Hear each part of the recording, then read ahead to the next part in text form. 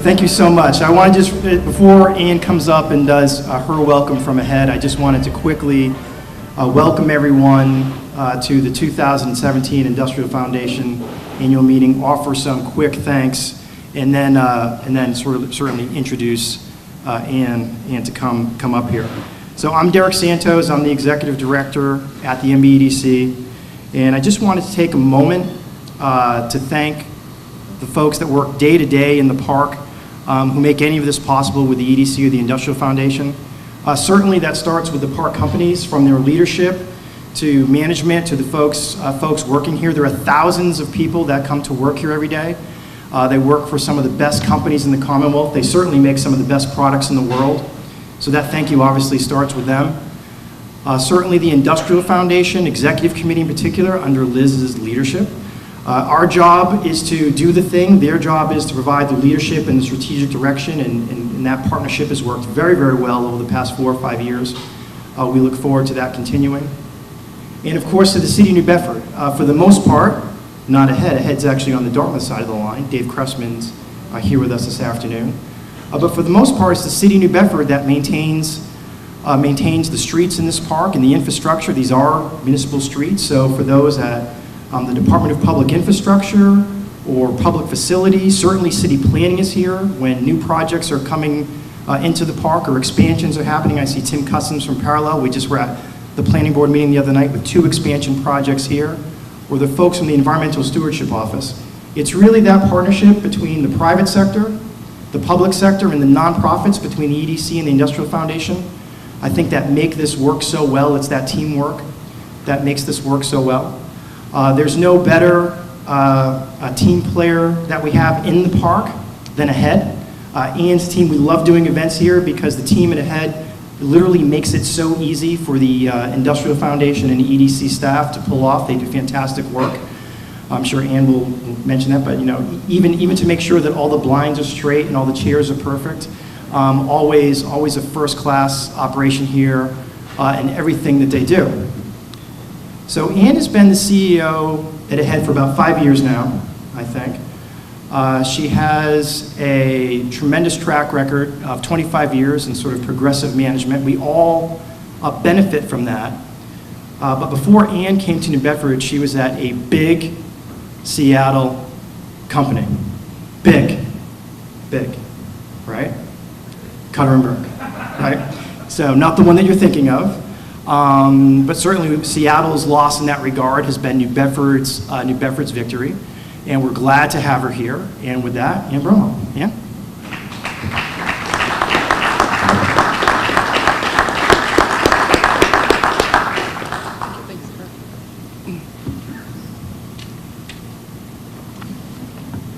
Thank you, Derek. Seattle is a bit bigger city than New Bedford, but our restaurants currently are starting to rival those in Seattle, so that's a good thing. Anyway, good afternoon. It's great to have everybody here for the meeting today. When Derek asked if we would do the meeting, I said, sure, why not? It's been 2 years since we had a party in this same room.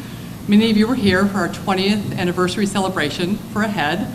It was great. So when he asked, we said, sure, let's have another excuse to have a little friends and neighbors over and have a great get-together here at Ahead.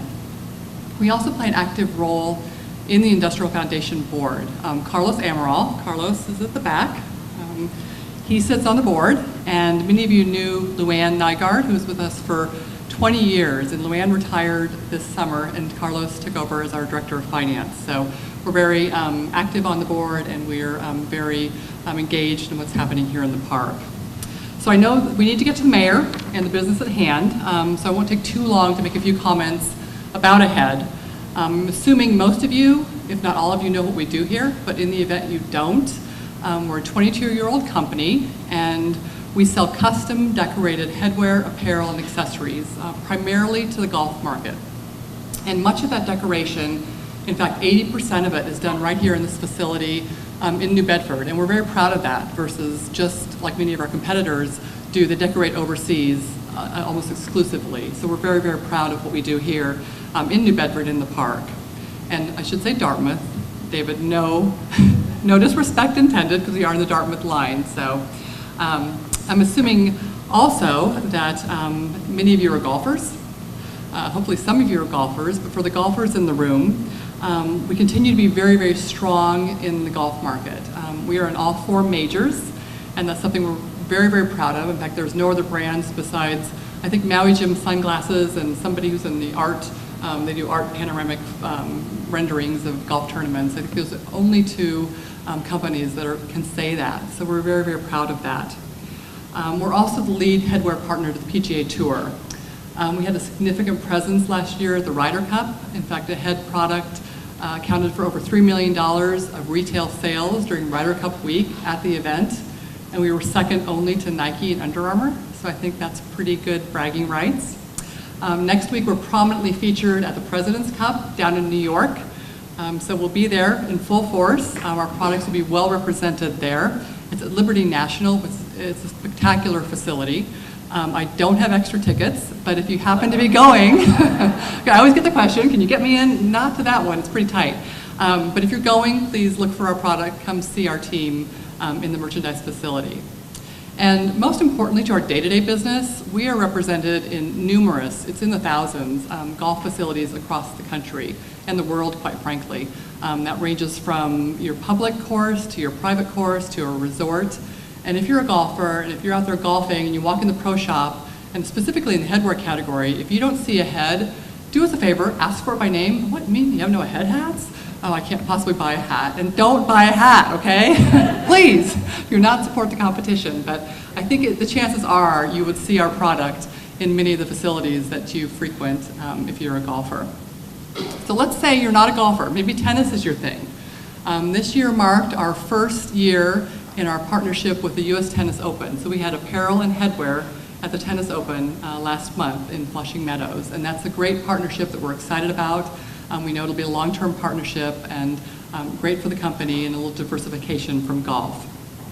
And speaking of diversification, Derek's mentioned I've been here for 5 years, and one of my goals was to strategically diversify the company to not be dependent only on golf. And that's going quite well. In August, we had our largest ever month in corporate, and our corporate division was a brand new division that in short order has become 15% of our sales and is growing. Our collegiate division is also performing quite well. Last year in 2016, we had representation in over 20 of the National Collegiate Bowl games and many bookstores across the country, and we are seeing that grow this year. So if you're a collegiate fan, please also look for our product, go in and ask for it by name. We'd appreciate that. But probably, despite all of that, that I can go on and brag about, I'm very quite proud of my company, what we're really known for here in this area is our annual store that occurs out of the back room, right? Yeah, everybody's going, yeah, we wait for that because we can get all your stuff at a lot lower prices than we can get at the local golf shop. That's true. But we view that store as really a service to the community. It's something that we look forward sort of to doing every year, but we are committed to doing it because it's a service. We will be getting some information out about this year's dates and times, so if you can help pass that along to your associates who may benefit from doing some Christmas shopping or whatever, I know people really look forward to that. And then lastly, I want to mention, as many of you or some of you are aware, I know David Cressman is intimately aware of this, as is Scott of the district up here. Roughly 18 months ago, we acquired land behind this building. So I want to make a quick comment about that, with the plan of ultimately expanding our facility here for future growth. And I want to say an update on that. This is something that is very much still on the table for our board and our ownership to consider, okay? But it's something that the team here at AHEAD is very much committed to and working to make a reality. I don't know if it's going to happen next year or the year after or in 5 years, but it's something that we would very much like to see happen. And I want to specifically thank David, who's here today, because he and the team in Dartmouth and all of the mass development people, Maria, they worked us through getting some tips and getting some of the groundwork laid for this. So thank you, David, and we're happy to have you here. Okay, in closing, if you haven't been here and seen our facility, Barb Casagranda, who's at the back, Barb is back there, she's letting Dave Slutz in now. Hi, Dave. Welcome. But Barb is free to give a quick tour after the meeting. It's a very quick tour. We have a landing that overlooks our production facility. It's really quite a bird's eye view. And if you would love a deeper dive into what we do here, please come back, call us. We love to give tours. We'll definitely do a special tour, host you, come out for lunch, whatever. We love visitors. And a plug, if you need any logoed apparel or headwear for your company, let us know. We'll put you in touch with the right people to make that happen. We'd love to have all of our neighbors, many of you who buy products like that for your company, sporting a head and supporting us. So thank you. It's great to see so many friends here today, meet some new folks. Thanks for coming. And with that, I'm going to turn it over to my friend Liz to conduct the business portion of our meeting. Thank you, Liz.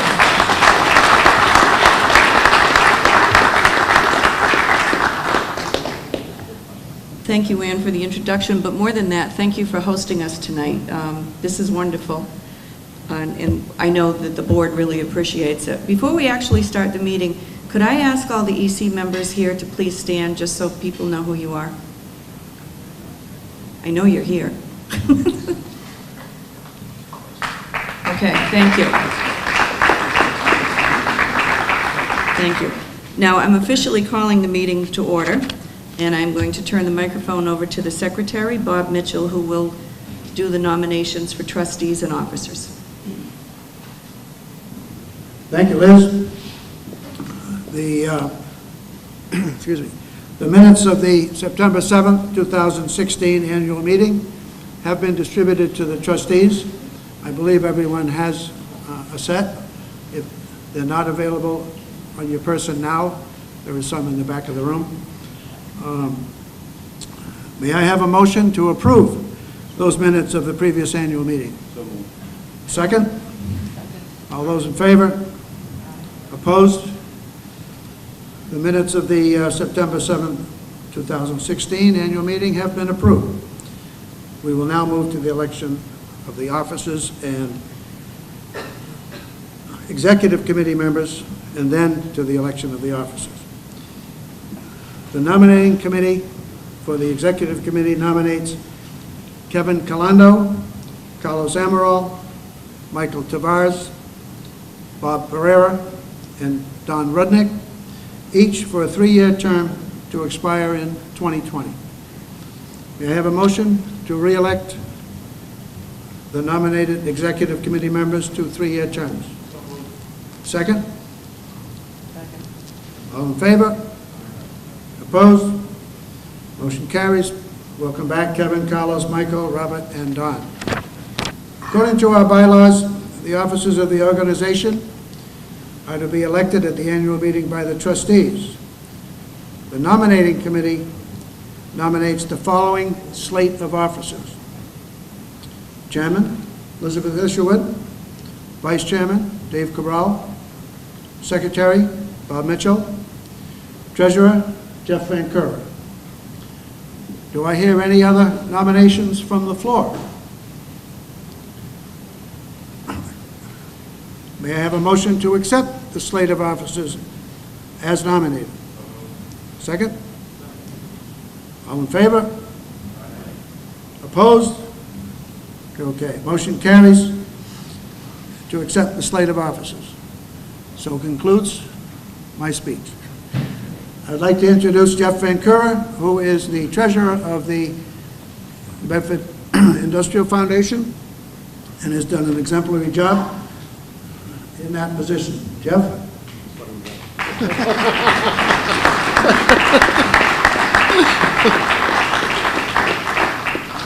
Here you go, sir. Thank you, Bob. That's quite nice and very flattering, actually. For those of you who don't know, the foundation is a tax-free nonprofit organization, and we generate our income from really 2 sources. One of them is sales of land. We have a couple parcels of land that are currently available. If anyone's interested, see Derek. He'll be happy to sell them to you.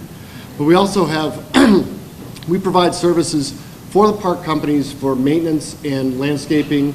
Those services are supported by billings from the park companies who pay for that. The balance of the expenses for the foundation are funded by the foundation itself. So during the course of our fiscal 17, which just ended at the end of August, The foundation runs in a deficit quite typically during the course of the year, save for a land sale. We ran a deficit of roughly $63,000 during the course of the year, and we're currently holding about $18,000 to $20,000 worth of cash at this point. The financial statements, Deborah Trombley, who works with us at the EDC, has financials available in the back if you care to look at them, but that's really the balance of what we do. So I'd ask at this point if someone would put a motion forward to approve the treasurer's report, and then second. Thank you, Liz. And that's it. That was easy. Liz, I'd turn the microphone over to you. Thank you, Jeff. Let me begin by taking a minute to thank the elected officials here in the room. We have 3 city councilors here that I'm aware of: Steve Martins from Ward 2, Hugh Dunn from Ward 3, and Jim Oliveira from Ward 1. If I'm missing any councilors, please let me know. And also, as has been previously mentioned, David Cressman, who is the town administrator in the town of Dartmouth and retiring soon, and then obviously the mayor, who you will be hearing from shortly. I also want to thank Hank Conity of Titleist and Luann Nygaard from Ahead for their years of service of being on the board. Both have been very active members of the committee and have represented companies here in the park, and I think it's important that we have that kind of support from park companies. Their contributions will be missed, and we want to remember them, and rather than by giving them a typical plaque, we've decided that we're going to plant 2 trees near the entrance of the park, because we want to do all we can to beautify the park. So they will be planted in their honor, so that any of you that drive by will see these new trees next spring near the entrance, and any time that they come back, they'll also see them. And when they do come back, let's remember that they'll be coming back to a business park that covers 1,300 acres, with 41 companies employing more than 3,200 people. All makes of manufacturing goods are made here, from the #1 ball and golf to the #1 decorator and headgear, and medical devices, heating systems, and many, many more things. Horatio's does the best sheet metal work around. Reynolds DeWalt is one of the best printers around. And the park continues to be one of New Bedford's greatest economic development assets, with companies that are industry leaders in craftsmanship and innovation. As we come even closer to having a fully occupied park, we are meeting our original purpose as an organization, to work to building a solution to high unemployment in the greater New Bedford area, with expansion and attracting new industries to the community. With that mission always in our mind, I can report that this was another active year for the park. There are millions being invested in construction, environmental challenges are to be met, and relocations and expansions have been set in motion. Highlights for this past year include construction in full swing for 200,000 square feet, the Eversource facility, that will meet the needs of 180 employees servicing the area, while also making a critical waterfront space available for future development in the city. The Commonwealth completed their expansion of several agency locations in the park, including the Registry of Motor Vehicles, in the newly renovated facility that now looks great to the left as you drive in the park. Planning for the new Parallel Products facility advanced on the former Polaroid campus as well. Plans for an updated 100 Duchesne Boulevard building include 15,000 square foot addition, new landscaping and signage, and a new solar canopy for parking for the reconfigured parking lot. Under the leadership of the city's Office of Economic Stewardship, the remediation of the former Polyply site took a major step forward with the demolition of a long vacant building. In the year ahead, the city, Mass Development, and the Industrial Foundation will work closely to ensure that the site is put back into productive use, supporting job growth and investment in the park. The acquisition of the Aerovox site on Vententre Boulevard by ARL gained all local approvals in this past year. This acquisition keeps Aerovox in place with nearly 100 employees, while adding another 50 jobs at ARL. Construction was nearly completed on MDT Tours facility, a project that will also bring 45 new jobs to the park. As evidenced in all these activities I just enumerated, the Foundation's management arrangement with the EDC has resulted in us having a full team of professionals working for the benefit of the park and the park companies. Quite frankly, we couldn't do it without their help. And I would like to thank the whole EDC team for all the work they do. And would you please rise, or if you're already standing, raise your hand and wave so that everybody knows who you are?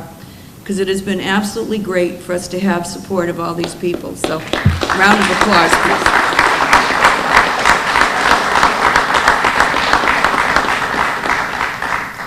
And obviously, they've been very, very vital partners, along with the town of Dartmouth and the city of New Bedford itself. The service that the city provides to the park companies are critical to the success of the park and the skilled employees who work here. The city is a great partner, and John is a hands-on mayor and a champion for the park and the foundation and economic development throughout the whole city. While we rely on our partnerships with many agencies and organizations, it's our relationship with Mayor Mitchell, the City Council, and everyone at City Hall that's most critical and really keeps all the gears moving in motion. On behalf of the City of New Bedford, Mayor Mitchell, would you please come up and say a few words?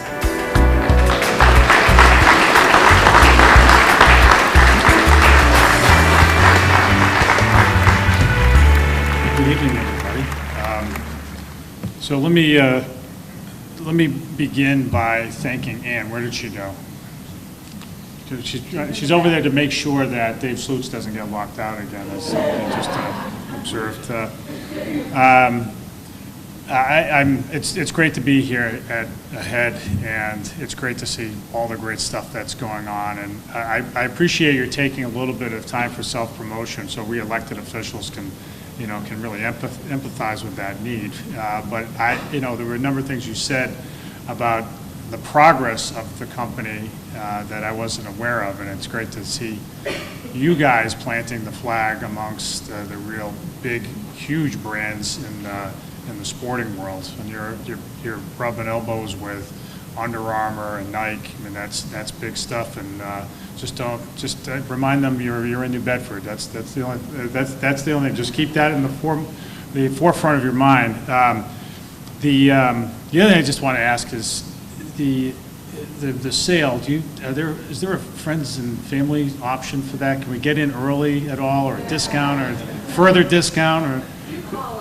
Yes. All right. Thank you for that. But anyway, no. Thanks for hosting us today. I want to thank the board, of course, and I want to thank Liz in particular for her stewardship of the board and the effort in the last few years that has really resulted in a really successful pivot. The park has come a long way, and in the last 2 years, it's really put the pedal to the metal, and it's just so great to see. So I really want to thank all of you for your efforts, and yours in particular, Liz. And I want to thank, of course, Derek and the EDC team for being the engine behind it. I mean, we have great companies here, and they make great products. It really bears emphasizing that the likes of Titleist and AHEAD and 5-Star and HTP and everybody here, and I don't want to leave folks out, but what's distinctive about this place is just the level of quality that this place produces, and that's why it's competitive when you get right down to it. And Derek and his team have helped evangelize that ethic here. The fact that here in New Bedford we make great stuff. That in so many facets of what happens here, companies are the best worldwide at what they do. So I want to thank EDC for helping promote all that. Tony Sapiens, of course, who not only exemplifies that ethic at Joseph Abood, but also through his work on the EDC has been in the thick of it all along the way.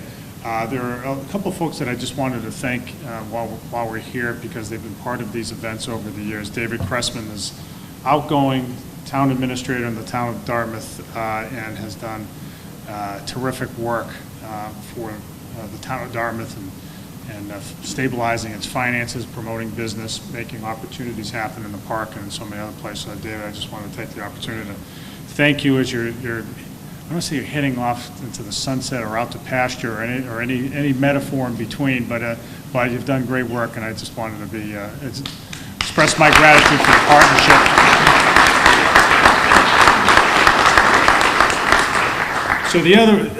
So the other person The other person who's heading out to retirement, but you'll still have him to kick around in another capacity, is Ward 1 City Councilor Jim Oliveira, who is, of course, wears these two seemingly incompatible hats. He's the ward councilor and the WIB executive director, and it's been fabulous having Jim.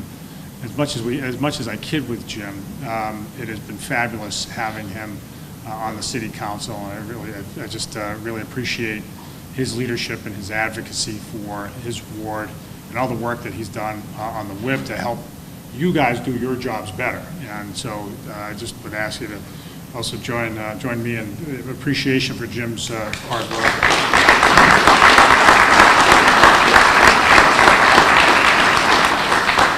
So, I won't belabor things. Greg Morton's cooked up some good stuff for everybody. Dave Slutz is going to commandeer the bar momentarily. He's already back there.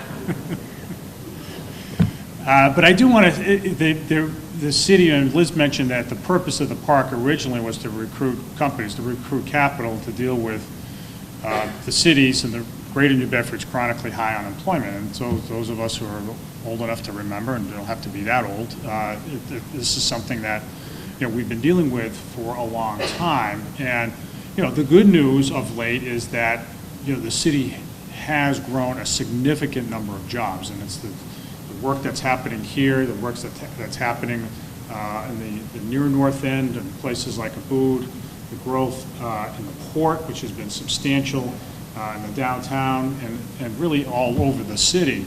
And so since, I try to, again, as an elected official, I mark time by when I got into office. So when I got into office in January of 12, we had an unemployment rate that was over 13%. The state just released its numbers, its unemployment numbers just yesterday, and we're down to 6.3%, and that's holding pretty steady and growing. I mean, number of jobs are growing. The city has added some 5,000 jobs. It started off with an employment base of about 40,000 5 years ago. We're up to about 45,000 now. So it's more than a 10%, roughly a 12% increase in just the sheer number of jobs in the city, which is great because we've all been we've focused our attention on growing jobs, in fact, grow opportunity for folks so they can do all the things everybody wants to do. You put a roof over your house, you send your kids to college, and you pursue the American dream. That's what we want to be known for in New Bedford.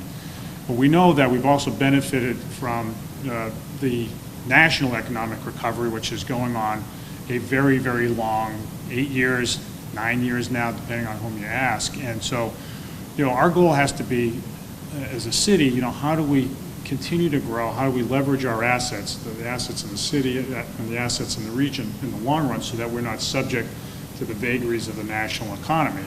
It's been the case, and I can remember this, and again, folks who are old enough to remember this as well, that this was an area that was always the last to emerge from a recession and the first to go back into the next one. And what we're trying to do is diversify our economy enough to train our folks very well and continue to invest so that things even out, so that we avoid the up and down, and we have a very steady and reliable growth trajectory across business cycles. And that's really been one of our goals in the city, whether it comes to investing in education and workforce training, and Jim can tell you all about that, and we've experienced those benefits, or whether it's investing in infrastructure, which is a big part of what we do here, or if it's just focusing on like the little things, the quality of life stuff that makes a city a great place.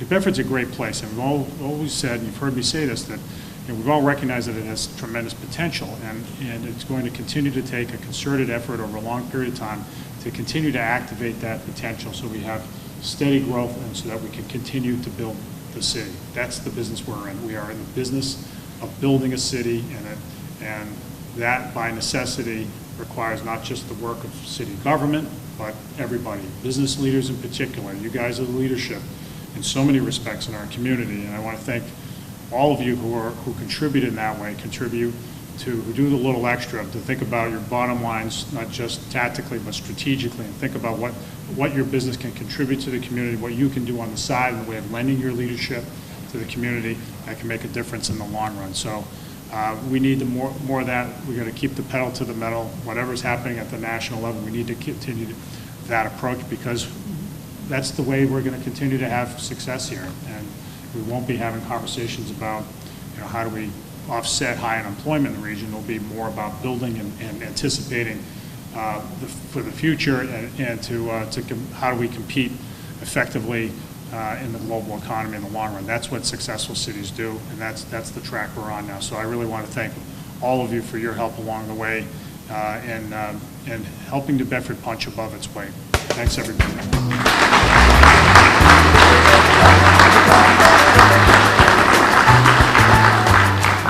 Okay, before we adjourn the annual meeting, I'd like to thank Ann and Ahead again, and also thank Greg Morton for the wonderful job he's been doing tonight, and thank everybody else for coming. And please stay and help us finish the hors d'oeuvres and beat Dave Slutz to the bar so that you can get a drink. So before I adjourn, is there any old business to discuss or any new business? Okay, hearing none, I adjourn the meeting, the annual meeting of the Industrial Foundation. Thank you, everybody, for coming.